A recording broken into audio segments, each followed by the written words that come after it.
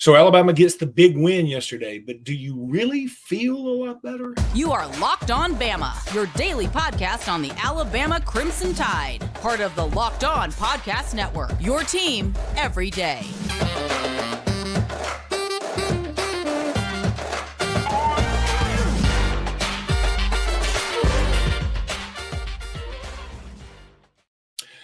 Hey, everybody, and welcome back into Locked On Bama. This episode is brought to you by LinkedIn. Lee Robinson, that's me. Jimmy Stein, that's him. Jimmy. Alabama gets the big win, 24-10 yesterday. It certainly wasn't a high-scoring affair, but it is always nice to shut up the guy who spews enough crap that he gets his colonoscopy at the dentist office, right? In Lincoln. So, Jimmy. Solid. Good work there. Thank you. I've been working on it all day. So, Jimmy, let me ask you this. Do you feel a ton better? I mean, we're going to get into specifics, obviously. There are a couple of things that are still out there. I feel great about the win. I mean, it could have been a lot worse. A lot of people thought we were going to lose. And we won by 14, so it wasn't like we just sort of skirted by. And the defense was pretty amazing. I mean, it really was. Especially considering the offense didn't help them out a ton. So I feel like all those things are really positive. But there's still so many problems. First of all, the botch snap on the 1 yard line, that's inexcusable. And I'm not blaming Tommy Rees for lining up in that formation. I'm blaming him for lining up in that formation in that scenario. We have a huge human being back there. Just let him take it and go in. Kicking off out of bounds, I think we did it twice. Right. And I wanted to even say Will Reichert, again, just steady Eddie. And he was on everything but those two things. Why did we do that? We didn't have a ton of penalties, but they were costly. We had another touchdown called back. We had a big first down called back from a catch from Nye Black. I hate to start off with so much negativity, I guess, and we're going to get to some positive because there were some. But I guess I'm just like, and the crowd, I thought the crowd was disappointing, at least at first. It wasn't full, which was bothersome to me. And then I didn't think the crowd was super into it at first. They got into it later because I think the crowd started realizing, oh, we can go back to appreciating our defense again. You know, we've been so used to cheering for our offense, we've sort of forgotten what it's like to cheer for our defense. And we've cheered for our defense, and our defense was fantastic yesterday. Kudos to those guys, especially Dallas Turner and Terrion Arnold, who we'll talk about in just a bit. Yeah, I said going into the game, Luke, that I would be thrilled if Alabama found a way to win the game by half a point. You just win and move on, survive and advance was my motto. And what I'm super excited about is they did far more than survive and advance. They thoroughly beat Ole Miss in a game that was 24-10 that could have easily been 31-10. I mean, easily, you could have kicked a field goal. Where when Milroe threw the interception, so that's 3 more points. And frankly, you should have scored a touchdown on the 1 yard line. Instead, they only got 3 points out of that. So add another 4 points. So that's where I'm getting that. Hey, that could have easily been 31-10 the way the game played out. And Ole Miss is a good team. I think they're a legitimate top 25 team. I think they may beat LSU this weekend. For instance, that's how good they are. They might. I'm not sure how I feel about that, but they might beat LSU at home this weekend. I think it was a great win. There were mistakes. There were flaws. This is a flawed football team. And it's going to continue that way. I think, Luke, the way I'm looking at this right today, there are 7 more SEC football games. The road through these 7 games is going to be really bumpy. There's going to continue to be errors, mistakes, penalties, bad throws. It's going to be hard. But this is what yesterday showed me, Luke. Alabama could win all 7 of those games. They might. They might. They probably won't. Probably not. But they could. They could win all 7. But I also think they could lose each one of the 7. I think maybe the easiest game Alabama has left is this upcoming week, the game at Mississippi State. I think of the 7 games that are left, this one is the most winnable of the 7. And I'm not 100% sure Alabama's going to win the game because Alabama's played very poorly on the road.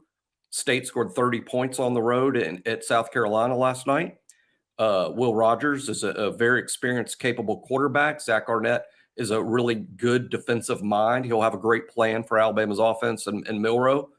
So that's the way I look at it. Yeah, Alabama proved to me yesterday that they can win the remaining 7 SEC games. They could also lose any of the 7. So it's going to be an exciting season because too many of the games are going to be exciting. But kudos to Alabama that the end of the game yesterday wasn't necessarily thrilling. They won the game by 2 full scores and frankly beat Ole Miss worse than that score indicated. Yeah, and I think Ole Miss had scored over 20 some odd points for like 39 straight games, and here right. and stopped that. At a time, frankly, they scored a touchdown on their second drive, and then we tightened up really, really well. Some of it was bend but don't break. I mean, there were certainly some busts in coverage, but we always made up for it. And so, yeah, there's a lot to be happy about with the defense for sure. Definitely want to talk about Dallas Turner. Definitely want to talk about Terry and Arnold. Definitely want to talk about what it would be like if Sunter and Perkins were on our team, because that guy is a man's man. A man's man. Yeah, he's a good player. He's a dude. So, yeah, I like him a lot. I want to one other thing I wanted to throw out there was that weird drive towards the end where well, let me put it this way. I'll do something different. Here's how Alabama's season's going to go, summed up in one drive. Jalen Milroe throws a deep ball. It's not a good deep ball. It's a pretty ball, but it's not an accurate ball. And Jermaine Burton, of all people, who's taken a lot of lumps from our fan base, makes an incredible play on the ball to catch it, sets us up for a wonderful position to score a touchdown. The very next play, we score said touchdown, but Jermaine Burton is called for what I thought was a pretty obvious hold, and it was accurate. And I just think that's how this is going to be. You're going to see Jalen Milroe is going to do something awesome out of something bad, but he's also going to do something bad out of something awesome sometimes. I mean, Isaiah Bond, I thought, was open for a deep ball. He missed him in the game. I thought just like missing Jase McClellan on the wheel route against Texas, great play, great move. Everything was great except for the pass. And then Jermaine Burton is going to make a fabulous play out of nowhere. And you're going to be like, oh my God, that's awesome. And then the next play is going to hold, causing a touchdown to come back. So, I mean, I think you're right. That's what it's going to be. And here's the good news. I think college football is that way this year. Look, Georgia, I think unanimously number 1, they gave up 21 points to UAB. I'm not saying that they were like, real 21 points, but I'm saying they gave up 21 points to UAB. I'm saying that Florida State probably should have lost to Clemson yesterday, a Clemson team that we know is not that great. And they didn't. They won. So my point is, if you're going to have an imperfect year, if you're going to have a year where you've got a lot to work on, this is probably the year if you want to still compete for a national championship eventually. But I think we need to put all that in the back on the back burner right now, because I'm like you. Let's just worry about Mississippi State. Let's get past them. I think we will, and then get to Texas A&M. Otherwise, we might be looking for a new offensive coordinator. And if we were looking for a new offensive coordinator, you'd want to go to LinkedIn Jobs. These days, every new potential hire can feel like a high-stakes wager for your small business. You want to be 100% certain that you have access to the best qualified candidates available. That's why you have to check out LinkedIn Jobs. LinkedIn Jobs helps you find the right people for your team faster and for free. All you got to do is go to LinkedIn Jobs, add the job and the purple hashtag hiring frame to your LinkedIn profile to spread the word that you are, yes, hiring. Simple tools like screening questions make it easy to focus on candidates with just the right skills and experience, so you can quickly prioritize who you'd like to interview and who you'd like to ultimately hire. It's why small businesses rank LinkedIn Jobs #1 in delivering quality hires versus their leading competitors. LinkedIn Jobs helps you find the qualified candidates you want to talk to, helps you find them faster and for free. Post your job free at linkedin.com/lockedoncollege. That's linkedin.com/lockedoncollege. Post your job for free. Terms and conditions probably apply. They will. Not probably. Bet on it. But that's okay. All right, Jimmy, as the week goes on, we're going to wrap up Ole Miss. We're going to talk about the SEC as a whole. It's a weird year in the SEC. And then we're going to talk about the national scene too. And then get ready for Mississippi State. An 8 o'clock kickoff. Daddy over here is going to have problems because I do a scoreboard show from 10 to midnight on Friday nights. And then so I'm in terrible mood and shape Saturday morning, and now I got to stay up till like probably midnight again on Saturday. Not exactly ideal for yours truly. We will not be cutting the show super early next Sunday. Y'all fans of Locked On Bama, mark that down. No, we should. Both of you, mark it down.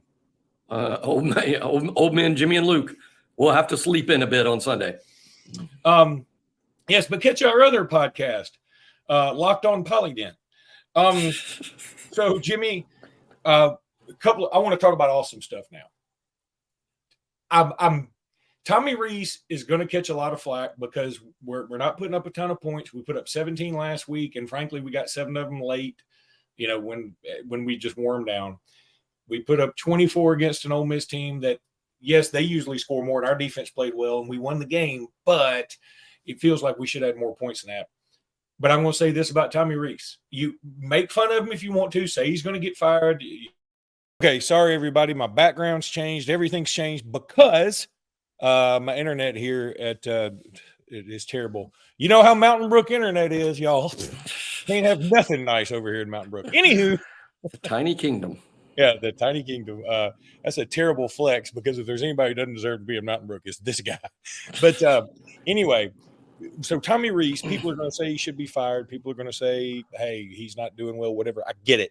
But our tight ends are playing amazingly. I mean, Robbie Oots went up and jumped up and grabbed a ball. He looks like a bowling ball catching a football, and he went up and did it.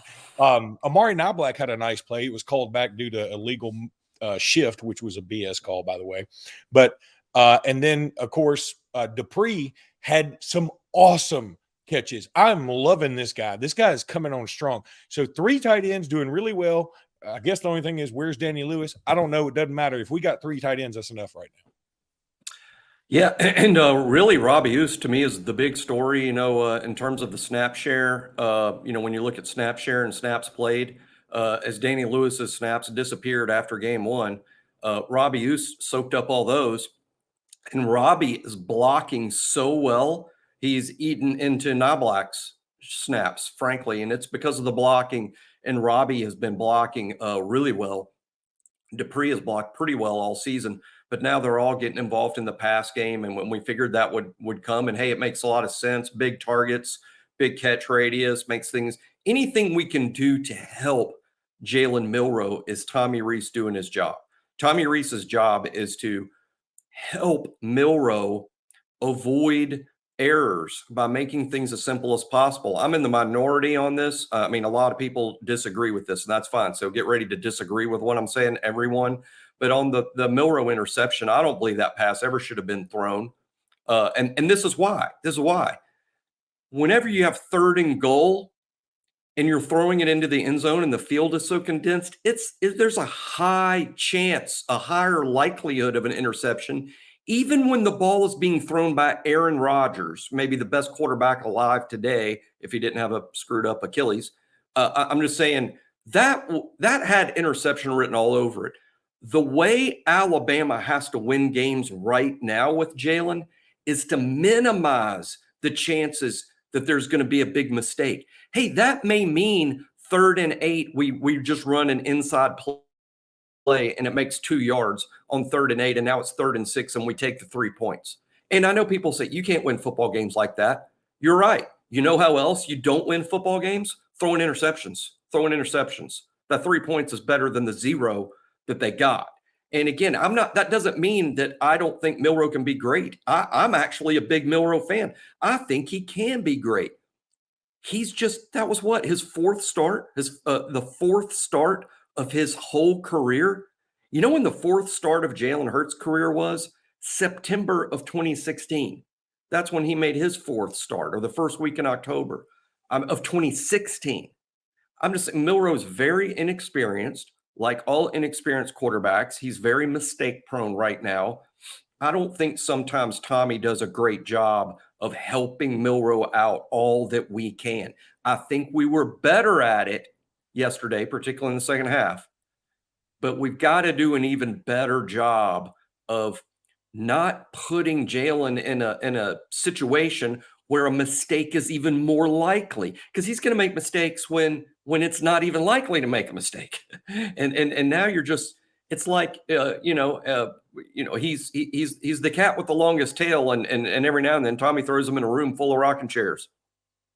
Yep, you're absolutely right. And again, I know there's some people that we're close friends with are saying like, hey, don't blame Reese for not putting Jalen under center at the goal line because we hadn't done that consistently. You're right, we hadn't done that consistently. You know why? Because we got Tua Tagovailoa, who at times feels like he's made out of paper mache, Bryce Young, who weighs 16 pounds soaking wet, Mac Jones, who's not the most fleet of foot. He's a good quarterback, but he's not and he's not super powerful. We did do it with Jalen Hurts some, if I recall, because you know why? He's got powerful legs and he can squat Connecticut. So, yeah, we do it with guys that are strong. Jalen Milroe is big and strong, put him under center. And that's, you know what? At the end of the game, we started doing that. And it worked. We did in the second half. So because I remember some people said, whether it's text or people sitting around me at the stadium, when we went from shotgun on the 1st and goal at the 1, I heard some people say, well, Jalen doesn't take snaps under center, or we don't take snaps under center. I knew that was wrong. I knew we did. We did it last week. Ty Simpson took snaps under center last week.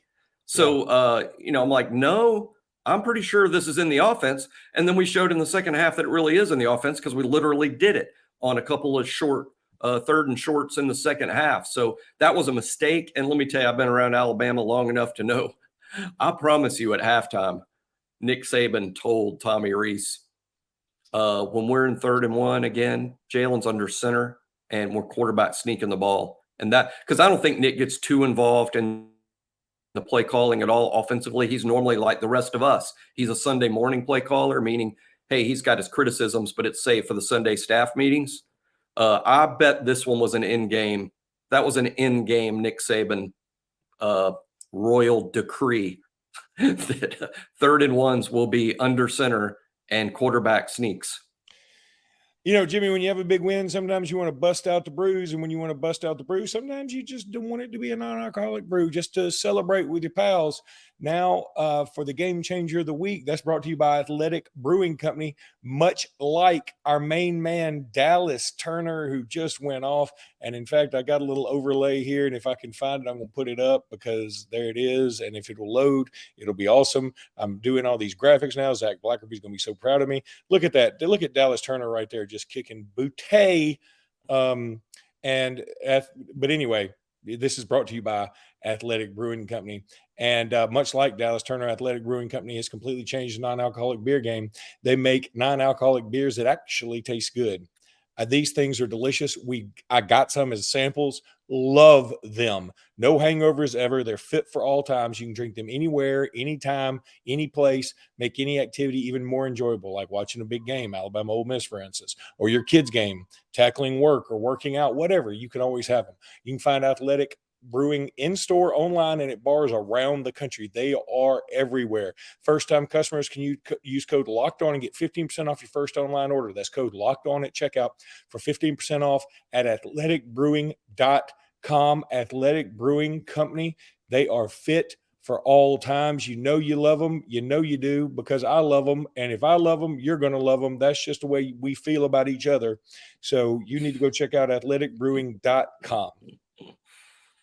All right, Jimmy, let's talk about Dallas Turner. This will be a quick segment because we got a lot of me in the mood for one of those things, by the way. I'm getting an Athletic Brewing Company beer right when this is over. I don't blame you. All right, players of the game.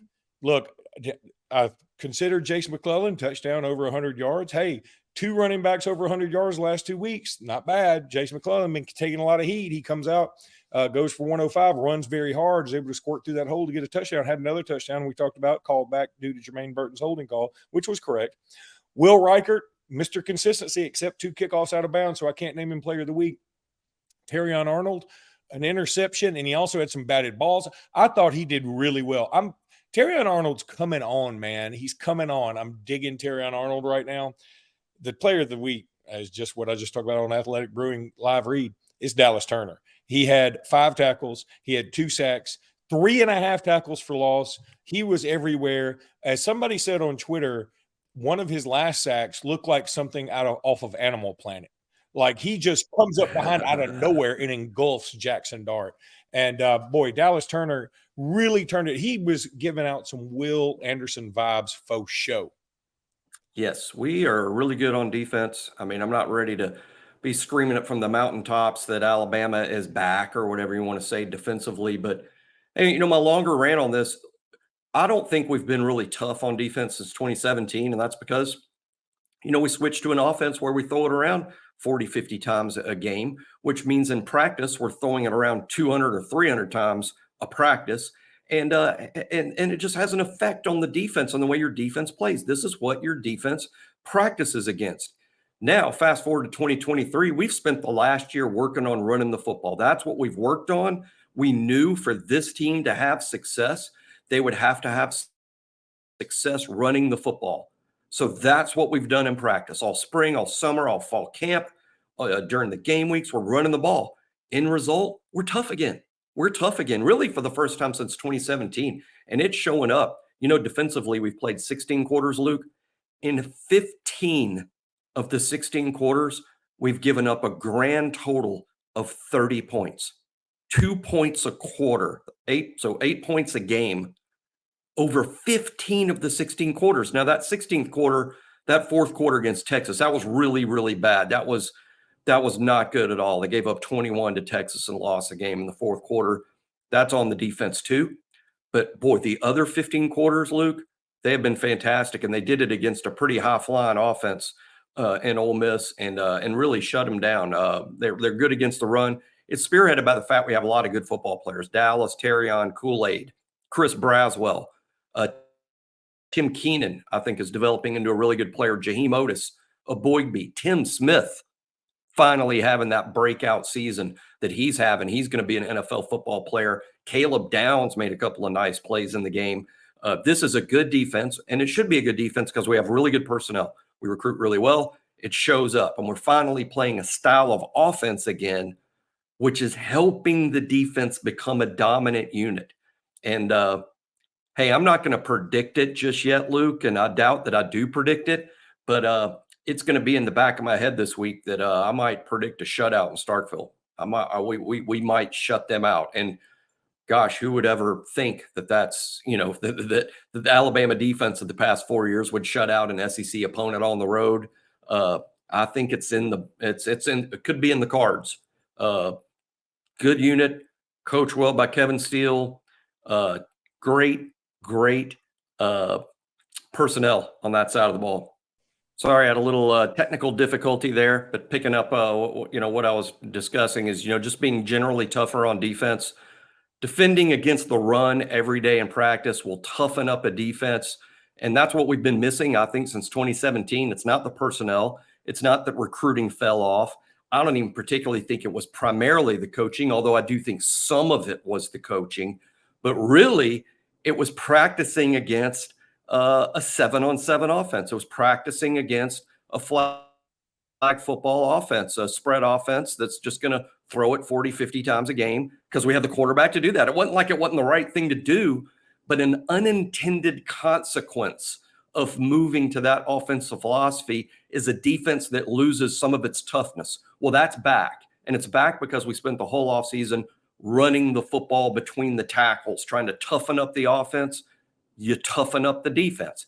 And then throw in the fact the personnel that Luke brought up. So true. Dallas, great player. Terrion Arnold coming to a first or second round NFL draft near you. Kool-Aid McKinstry played like a first round pick on Saturday. The defensive line is quietly becoming a really good unit because Tim Smith having a breakout senior season. Tim Keenan having a breakout season, period. Jaheim Otis is a good player. We know Justin Aboigbe is a good player. Damon Payne made a fantastic short yardage stop yesterday with Dallas Turner. And Chris Braswell, he might be the most consistent player we have play to play. That dude's very disruptive every snap. And special shout out to the inside linebackers. We lose Deontay Lawson. And what happens? You step in with Kendrick Blackshire, Jahad Campbell, Trez Marshall.